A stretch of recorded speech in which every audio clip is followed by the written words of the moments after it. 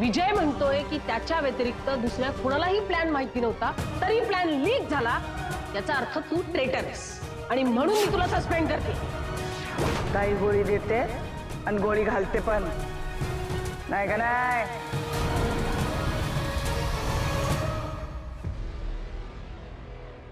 विजय घे, खारी घे. प्रेशर मध्येच तू, माहिती आहे मला. घे रे. राहू दे मॅडम. हे बघ, मला तुझी अवस्था कळते. ती तुझी ज्युनियर होती, तुझा त्याच्यावर विश्वास होता. पण काय ना विजय, तुझ्या बरोबर डिपार्टमेंट मध्ये आज जे झालंय ना, ते बरोबर खूप वेळा झालंय. दिस इज लाईफ विजय. असं होत राहतं. आपल्याला शॉक बसतो हे पण खरंय, पण किती काळ आपण त्या शॉक मध्ये राहणार ना. आपल्याला मूव्ह ऑन पण केलं पाहिजे, नाही का?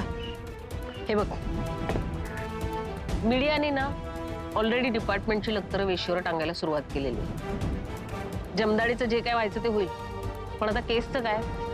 काही लीड आहे?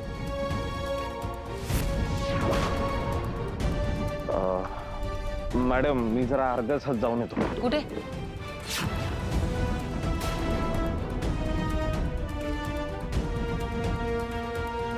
जमदाडेला भेटायला चालला असशील ना, तर तुझी सिनियर म्हणून तुला एक सल्ला देते.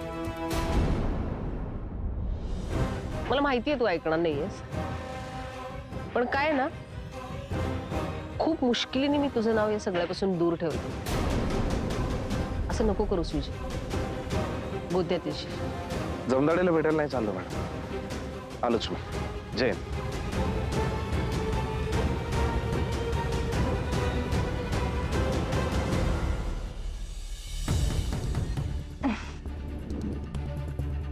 दे. मला घरी जायचं.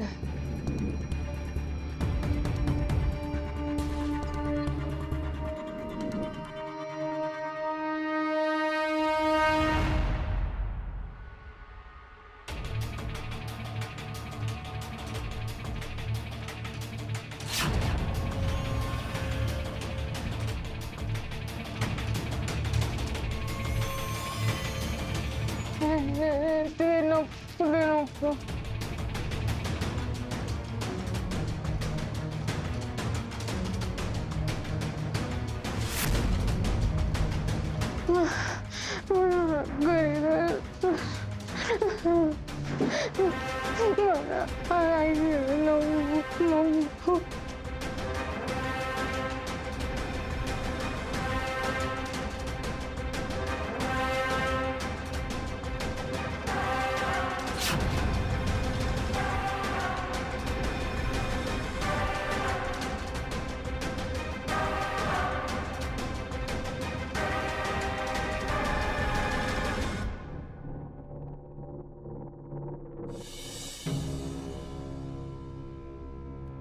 काय झालं? हाला अंकित? त्यानं त्रास तर नाही दिला ना? आणि त्यांनी सांगितलं का तुम्हाला सगळं? मग कधी घेऊन येताय त्याला घरी? तुम्ही काही बोलत का नाही? कुठे आहे माझा अंकित?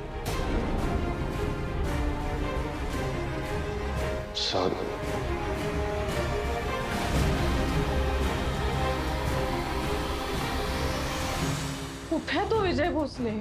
जमदाडे पण फोन उचलत नाहीये.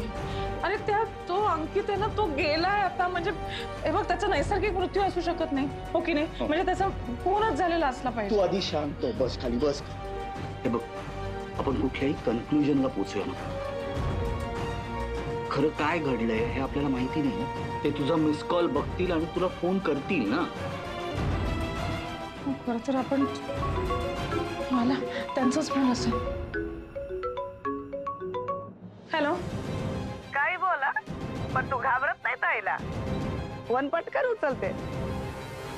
काही काही लोक ताईचं नाव बघितलं ना फोनवर का परसाकडला धावतात. रद्दामिरच कर. तू घाबरणार, लय घाबरणार. आणि एवढी घाबरणार तर तूच येणार या ताईकडं आणि म्हणणार, ताई एकदाची टपकव मला, पण ही भीती नको. आणि मग मी तुला ठोकणार.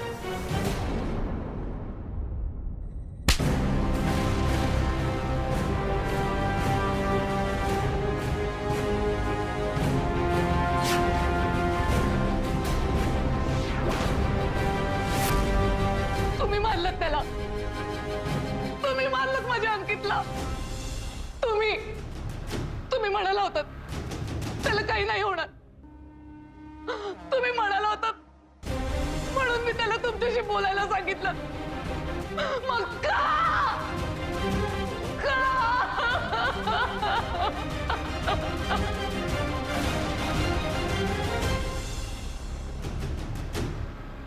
खरंय.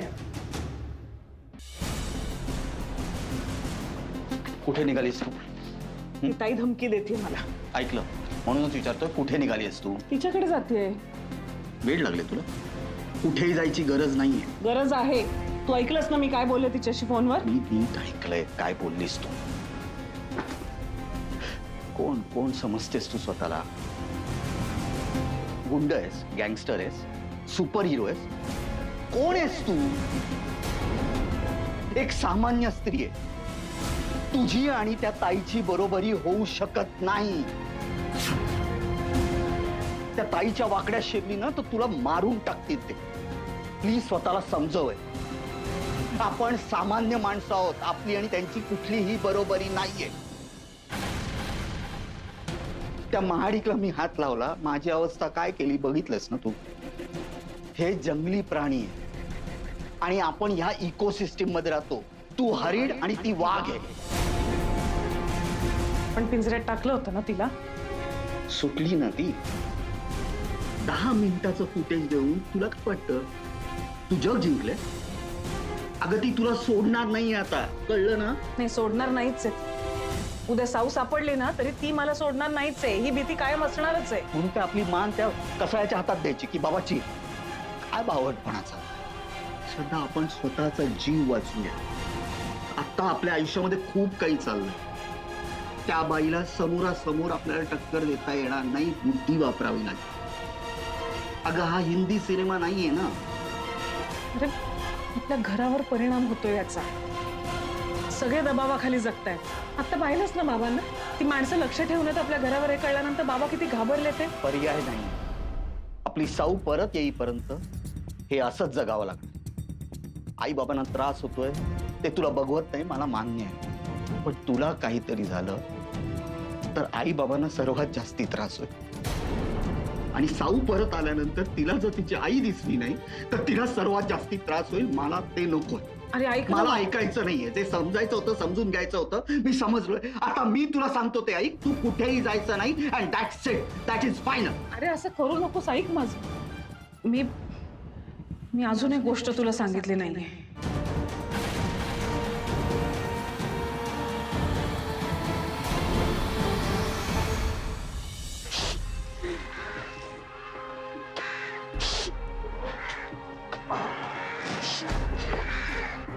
ड्युटीवर नाही असतो जमदाडे. सॉरी.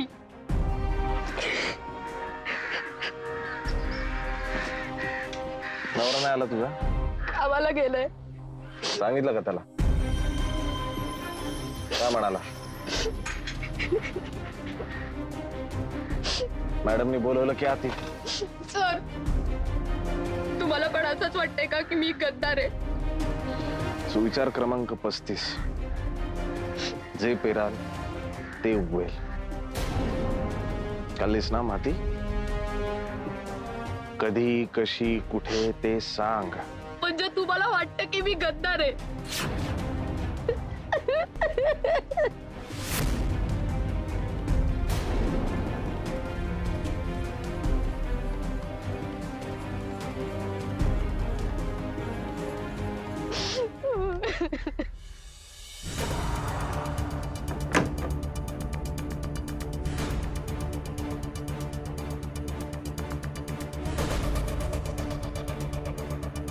हार्ड डिस्क कसली? ताईबद्दलची सगळी इन्फॉर्मेशन. मग दिलीस ना तू इन्फॉर्मेशन पोलिसांना? 25%. म्हणजे तिचं घर आणि 2 गोडाऊन्स इतकीच माहिती दिली.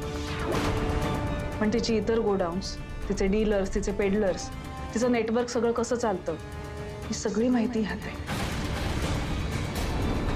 मग ही सगळी इन्फॉर्मेशन तू पोलिसांना का नाही दिलीस? मला बघायचं होतं ते ताईचं काय करू शकतात.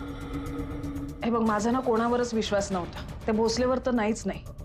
म्हणून चौधरीपर्यंत ते पेन ड्राईव्ह पोचवायचा प्रयत्न मी केला, पण सुदैवाने भोसलेने धडक कारवाई केली. चल आत्ता देऊया इन्फॉर्मेशन, म्हणजे परमनंटली बिहाइंड द बार टाकतील त्या ताईला. ती येईल परत बाहेर.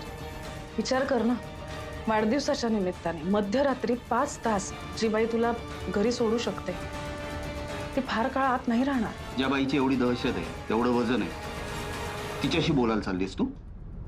बोलायला नाही, डील करायला. कसलं? या माहितीचं डील करायला. म्हणजे तू तिला ब्लॅकमेल करणार तिला, आणि तुला काय वाटतं ती घाबरेल? घाबरणार नाही, पण काही दिवस शांत बसेल. म्हणजे तिला बसावंच लागेल ना. हे बघ, कितीही झालं तरी ही माहिती जर मीडिया समोर आली तर काय होईल? ही भीती तिला दाखवायलाच लागेल. रिस्क आहे, खूप खूप मोठी रिस्क आहे. रिस्क तर आहेच, पण वाघाला हरणाच्या नखांची आणि खुरांची भीती असतेच. घराबाहेर पाऊल ठेवणं आणि घरात गुदमरत जगणं या दोन्ही गोष्टी कठीण होतील. नाही तर मला ना खरंच हे झेपत नाही. मला शिकवायचाही प्रयत्न करू नकोस. मी तुला काहीही शिकवत नाही, पण शिकवता शिकवता मी एक गोष्ट शिकले.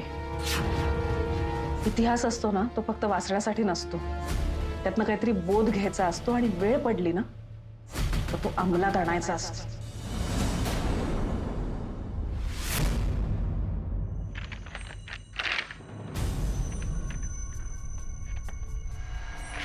ये जमदाडे, पेपरचा अभ्यास करून आलीस ना जोरदार. तुला कधी वाटलंही नसेल ना की आपण गुन्हेगारांची चौकशी करतो तशी आपली पण चौकशी होईल एखाद्या दिवशी. बस.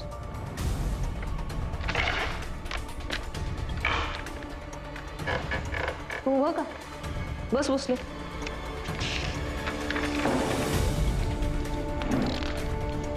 जमदाडे, गाव कुठलं तुझं? अहमदनगर. कोण असतं तिकडे? आई बाबा? मुंबईला असतं. गावाला कोण असतं? 2 काका, त्यांची फॅमिली. प्रोफेशन? शेती. Exact income? एक्झॅक्ट नाही माहीत. एक्झॅक्ट किती पैसे मिळाले तुला इन्फॉर्मेशन लीक करण्याचे?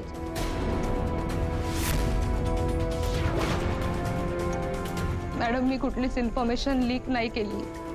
कोणाला दिली ते तरी सांग. मॅडम, मी कोणालाच कुठलीच इन्फॉर्मेशन नाही दिली. मुंबईत कधी आला? नगरवरून हं? मी 5वीत असताना. मुंबईकर आहे म्हणजे तू? मुंबई पोलीस. तुला माहिती आहे ना, जगात 2 नंबरची फोर्स आहे. स्कॉटलंड यार्ड नंतर मुंबई पोलीस. अभिमानाची गोष्ट आहे ना. हो मॅडम. लग्नाला किती वर्ष झाली? 3. आणि हे डील कधी केलं? इन्फॉर्मेशन लीक करण्याचं डील कधी केलं? मॅडम, मी कुठलंच डील नाही केले. लग्नाला 3 वर्ष झाली. नवरा काय करतो? सेल्समध्ये. चांगलं कमवत असेल. मग यावर कमाईची गरज काय? मॅडम, मी कुठलंच डील केलेलं नाहीये. मी कुठलीच इन्फॉर्मेशन लीक केलेली नाहीये. मी फुटलेलं नाहीये मॅडम. मला माझ्या वडिलांसारखं एक चांगलं पोलीस अधिकारी व्हायचंय. सरांना विचारा, ते ओळखतात माझ्या फॅमिलीला, माझ्या नवऱ्याला. मॅडम, मी 24 तास नॉनस्टॉप ड्युटी केली आहे मॅडम. मी का असं करेन? सासू सासरे कुठे असतात? गावाला. रोज बोलणं होतं? त्यांच्याबरोबर डील केले त्यांच्याशी? मग त्या दिवशी खोटं का बोलले? नवऱ्याला फोन केला म्हणून? मॅडम, मी सांगितलं मी गायनाकशी बोलत होते. मला सरांसमोर ते सांगणं योग्य नाही वाटलं, म्हणून मी असं बोलले. डॉक्टर कोण आहे? डॉक्टर कुलकर्णी. क्लिनिक कुठे? दादर. मग रिझल्ट चेक केलास की नाही? चांगला आहे वाईट आहे? चांगला. किलर गँगचा रिझल्ट पण चांगला आहे. 5 मर्डर. 5च ना विजय? अंकितचा गेम कोणाला वाजवायचा होता? किलवर गँगला का ताईला? नाही मॅडम. तिसरंच कोणी आहे का? सांग ना, कोण आहे तिसरं?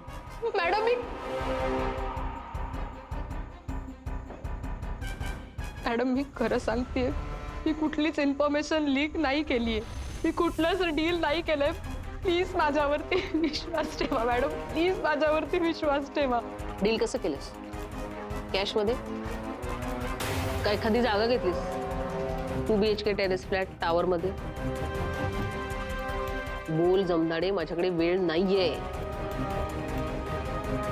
चहा घेणारस? भोसले, चहा घेणार?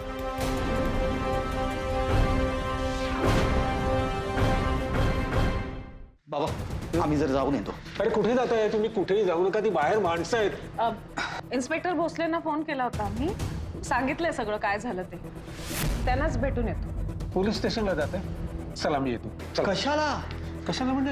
अरे मी त्यांना सांगतो ना मी कोणाला पाहिलं ते मीही सांगू शकतो ना. एवढी वरात घेऊन कशाला जायला पाहिजे? बाबा तुम्ही यायची गरज नाही. अरे अरे माझं ऐका तुम्ही जरा लवकर या बरं. ते बाहेरच्या हवालदार येत आहेत का तुमच्या बरोबर?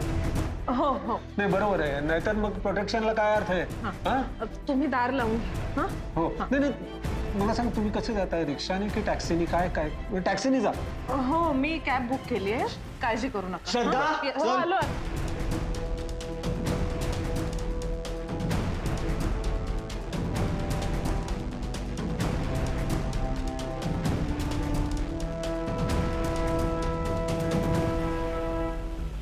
बाबांशी खोटं बोलावं लागलं पुन्हा. सरायतासारखी खोटं बोलायला लागलेस. परिस्थितीने माणूस बदलतो आणि किती नाकारलं तरी मी एका चोराची मुलगी आहे. खोटं बोलणं रक्तात असणारच आहे तू माझ्या. नाही. हो कुठे चालाय? हा, इथेच जायचं. आम्हाला साहेबांशी बोलावं लागेल. आम्ही इथेच चाललो, इथे जवळ. मग कदमाला घेऊन जा सांगते. ऐका ना, आम्ही सावनीच्या कॉलेजला चाललोय ना, तिथे असं पोलिसांना बरोबर घेऊन जाणं चांगलं नाही दिसणार. अहो पण असं कसं जाऊन येणार? इन्स्पेक्टर भोसले ना विचारा ना, आम्ही कळवलंय त्यांना, हवं तर खात्री करून घ्या. ठीक आहे, फोन चालू ठेवा. फोन केला गेला की परत यायचं. हो, घराकडे लक्ष द्या.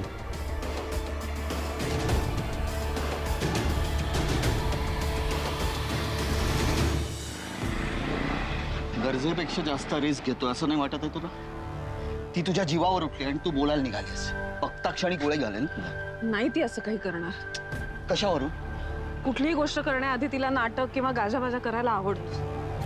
यावेळेस तिला नाटक करायचं नसेल, गोळी घालायची असेल डायरेक्ट तर. आता मी इतक्या वेळेला भेटली ना, मला कळलीये ती बाई. तू चल आता फक्त इकडनं.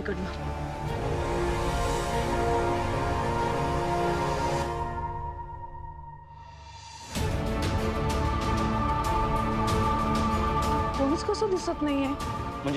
म्हणजे इथे खूप जण असतात. अरे कोणीच नाहीये, शुकशुकाट आहे. आत असतील बहुतेक. काय करतोयस तू? अगं हल्ला केला तर काहीतरी हवं ना. ह्याची काही गरज नाहीये. आणि हे बघ, तू इथेच थांब, मी आत जाऊन येते. तुला काही वेळ लागले का? तुला एकटीला सोडणार नाहीये मी. चल. हे बघ, मला त्यांना कळायला नकोय की मी तुला घेऊन आली. तिच्या टेरिटरीमध्ये आहोत ना, तुझ्या ताईच्या. तिला कळणार नाही का मी आलोय म्हणून? अरे ती नाही ओळखत तुला, चेहरा नाही बघितलाय. ती मला ओळखते. मी आत जाऊन येते. तू काळजी करू नकोस. तू श्रद्धा ऐक माझं, नको जाऊस. मी येतो. प्लीज तू ऐक. हा, इथेच थांब, मी आले. श्रद्धा हे बघ, 5 मिनिटाच्या आत तू जर बाहेर नाही आली तर मी आतमध्ये येईन. ठीक आहे. हा, सांभाळून. तू सांभाळून. हो, आले मी.